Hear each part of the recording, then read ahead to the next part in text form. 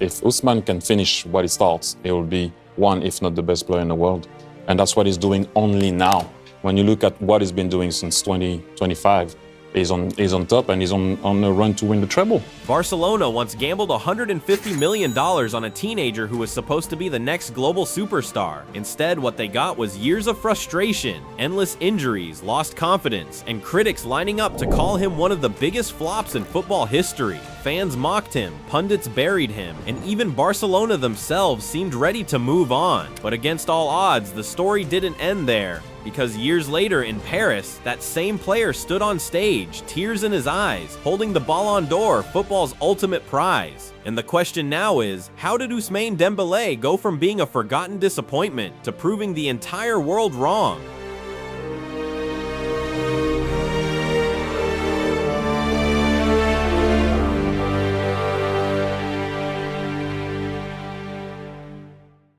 In the summer of 2017, Barcelona found themselves desperate. Neymar had just walked away to PSG in the most shocking transfer football had ever seen, and the club needed a replacement that would convince fans the future was still bright. They turned to a teenager from Borussia Dortmund, Ousmane Dembélé. For $150 million, he arrived in Spain as one of the most expensive players in football history, carrying the impossible expectation of filling Neymar's shoes. At first, there was excitement. He had blistering pace, dazzling dribbles, and the kind of unpredictability defenders hate. But within weeks, the dream started to collapse. Dembélé tore his hamstring in just his first league start, sidelining him for months. That was only the beginning. Over the years, his career at Barcelona became defined not by goals or trophies, but by endless medical reports. Hamstring injuries, ankle issues, muscle tears. It seemed like every time he stepped back onto the pitch, another setback was waiting. The media mocked him relentlessly. Headlines called him fragile, unreliable, even lazy. Fans grew frustrated, whispering that he spent more time gaming than training, more time in recovery than on the field. Some went as far as to call him the worst signing in the club's history. And with every new setback, that $150 million fee felt heavier, a constant reminder of a gamble that had gone terribly wrong. For many, Ousmane Dembélé was finished. He was the player who never lived up to his potential, the one Barcelona wanted to forget. But what nobody expected was that this story was only just beginning. By the summer of 2023, the marriage between Barcelona and Ousmane Dembélé had collapsed. 6 seasons of frustration, endless injuries, and unfulfilled promises had drained whatever patience the club and fans once had. Barcelona, drowning in financial chaos, no longer had the luxury of waiting for him to deliver. And Dembélé himself, tired of being labeled a failure at every turn, knew it was time for a fresh start. That's when Paris Saint-Germain appeared. For many, his transfer to PSG was met with eye rolls. Critics saw it as a desperate move by the French giants, a signing driven more by nationality than by football logic. He'll just disappear behind Mbappe, some said. Others laughed that PSG was collecting expensive names, not building a team. Even in France, newspapers questioned whether a player so fragile, so inconsistent, could handle the spotlight of Paris. But Dembélé knew something had to change. At Barcelona, every touch of the ball was judged against a $150 million price tag. At PSG, the weight shifted. Yes, the pressure was still there, but it was different. He wasn't Neymar's replacement anymore. He was simply Ousmane Dembélé, with a chance to define his own story. And at first, the change was subtle. He stayed fit, which was already a victory. He trained with intensity, and whispers began to spread that his focus had sharpened. For the first time in years, the headlines weren't about another injury setback. They were about his assists, his speed, and his growing influence on the pitch. The turning point came when PSG leaned on him in decisive moments. Champions League nights that once seemed too big for him suddenly became his stage. He began scoring, assisting, and terrorizing defenses with the same unpredictable flair that had once made him Europe's most exciting teenager. Slowly, the narrative flipped. From being called a wasted talent, he was now being described as reborn, resurgent, and the player Barcelona never managed to unlock. He wasn't hiding behind Mbappe, he was becoming the perfect partner, sometimes even outshining the superstar himself. For the first time since leaving Dortmund, Dembélé looked free. And while fans and pundits had doubted him, he was quietly preparing for the season that would change everything. The year he would finally silence every critic who ever called him a flop. The 2024-25 campaign would become the season that redefined Ousmane Dembélé's career. From the very first match day, it was clear this wasn't the same fragile player who limped through his Barcelona years. This was a man on a mission, Fit, confident, and ruthless, Dembélé became the beating heart of Paris Saint-Germain's attack. Week after week, he delivered, not just with flashy dribbles or highlight reel runs, but with consistent numbers that stunned even his harshest critics. Double-digit goals, a mountain of assists, and countless decisive plays in big matches. In League One, he tore apart defenses with ease, but it was on the European stage where he truly earned respect. The Champions League had always been PSG's obsession, and for years it had slipped through their fingers. But this time, things were different. In knockout games, when the pressure was suffocating, Dembélé rose to the occasion. He scored vital goals, created match-winning assists, and dragged PSG through the toughest opponents.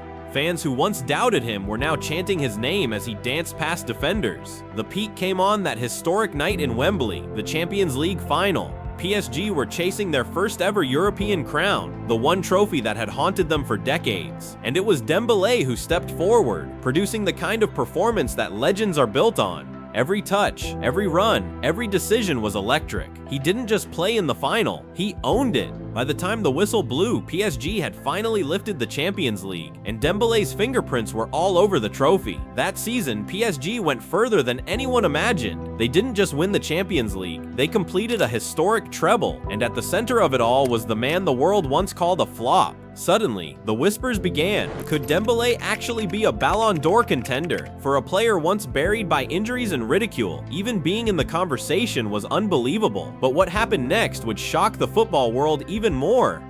When the season ended, there was no doubt Ousmane Dembélé had been spectacular. But the Ballon d'Or is never just about numbers, it's about narrative. And standing in his way was a teenager who had become the face of Barcelona's future, Lamine Yamal. At just 18 years old, Yamal was already being hailed as the next global icon, the jewel of La Masia, who carried both Barcelona and Spain on his young shoulders. His dribbles went viral, his confidence was absurd, and his rise seemed unstoppable. Many believed 2025 was destined to be his coronation year, that the Ballon d'Or was simply waiting for him. The stage was set for one of the most heated debates in modern football. On one side, Dembélé, the veteran reborn, carrying PSG to a historic treble. On the other, Yamal, the wonder kid rewriting history with every touch of the ball. Media outlets framed it as the battle of generations, the redemption arc versus the prodigy. When the votes were counted, the decision sent shockwaves. Ousmane Dembélé had won the Ballon d'Or. For some, it was a fairy tale ending, the ultimate proof that hard work and resilience can turn a career around.